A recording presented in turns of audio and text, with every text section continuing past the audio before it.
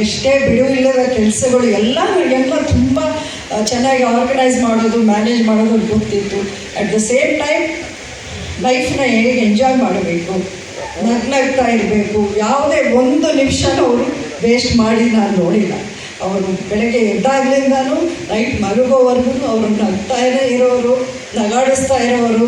ಯಾವುದೇ ಕಷ್ಟ ಬಂದರೂ ಎಲ್ಲೂ ಅವರು ಕಾಣಿಸ್ಕೊತಾ ಇರಲಿಲ್ಲ ಅಂತ ಅಂಬರೀಷ್ ಅವರನ್ನು ಇವತ್ತು ಎಲ್ಲರೂ ಅಂದರೆ ಇವತ್ತಿನ ಒಂದು ಅವರಿಗೆ ಒಂದು ರೀತಿ ಅದೇನಂತೀವಿ, ಒಂದು ಟ್ರಿಬ್ಯೂಟ್ ಥರ ಇವತ್ತು ಮಾಡಿರೋದು ತುಂಬ ನನಗೆ ಸಂತೋಷ ಆಗ್ತಿದೆ.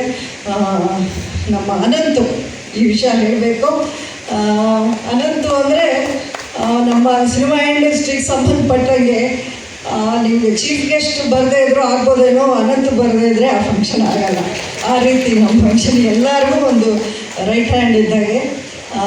ಸೊ ಅವರೆಲ್ಲ ಸೇರಿ ಈ ಆರ್ಗನೈಸಿಂಗ್ ಈವೆಂಟ್ ಅವರೆಲ್ಲರೂ ಸೇರಿ ಇಂಥ ಒಂದು ಒಳ್ಳೆ ಕಾರ್ಯಕ್ರಮ ಮಾಡಿರೋದು ತುಂಬ ಖುಷಿ ಅನ್ನಿಸ್ತಾರೆ.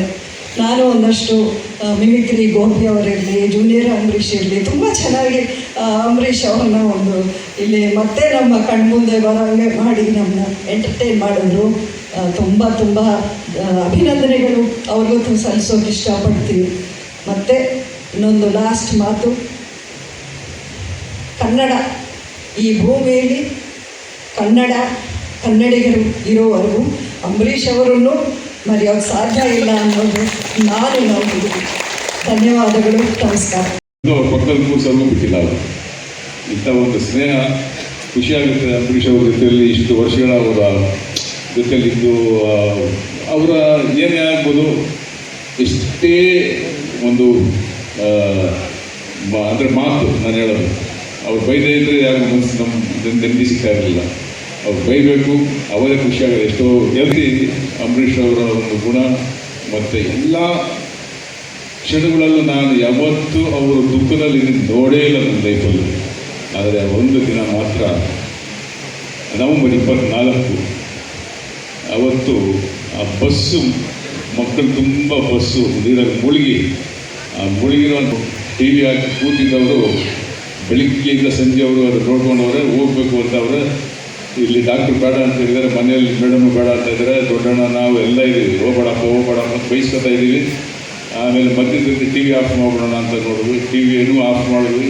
ಅವರು ತುಂಬಾ ಬೈದರು ಆನ್ ಮಾಡೋ ಅಂತ.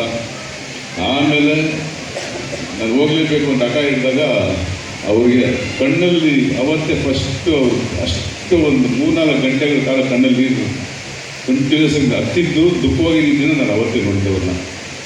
ಅಂಥ ಒಂದು ಮಕ್ಕಳ ಮೇಲಿರುವಂಥ ಪ್ರೀತಿ, ಅವರ ಅಭಿಮಾನಿಗಳ ಮೇಲಿರುವಂಥ ಪ್ರೀತಿ ಆಗ್ಬೋದು, ಆ ಕಾನ್ಸ್ಟಿಟ್ಯೂನ್ಸಿಯಲ್ಲಿ, ಯಾಕಂದರೆ ಅವ್ರ ಕಾನ್ಸ್ಟಿಟ್ಯೂನ್ಸಿಯಲ್ಲಿ ಆದಂಥ ಒಂದು ಘಟನೆ ಅದು. ನಾನು ಹೋಗೋಕ್ಕಾಗಲಿಲ್ವಲ್ಲ ಅನ್ನೋ ಒಂದು ತುಂಬಾ ನೋವು ತಿಂದಿದ್ರು. ಅದೇ ಕೊನೆ ದಿನ ನಾವು ನೋಡಿದ್ದು, ಅದೇ ಕೊನೆ ದಿನ ನಾವೆಲ್ಲರೂ ಅವ್ರನ್ನ ಕಳ್ಕೊಂಡಿದ್ವಿ. ಸೊ ಇಂಥ ಒಂದು ಮಹಾನ್ ವ್ಯಕ್ತಿಯ ಜೊತೆಯಲ್ಲಿ ನಾವೆಲ್ಲರೂ ಅವ್ರ ಬಗ್ಗೆ ತಿಳ್ಕೊಂಡಿದ್ದೀವಿ, ಅವ್ರ ಜೊತೆಲಿ ಇದ್ದೀವಿ. ಅವರು ಶಾಶ್ವತವಾಗಿ ನಮ್ಮ ಮನಸ್ಸಲ್ಲಿದ್ದಾರೆ, ಇರ್ತಾರೆ ಅನ್ನೋ ಒಂದು ನಂಬಿಕೆ ನಮಗೆಲ್ಲರಿಗೂ ಇದೆ.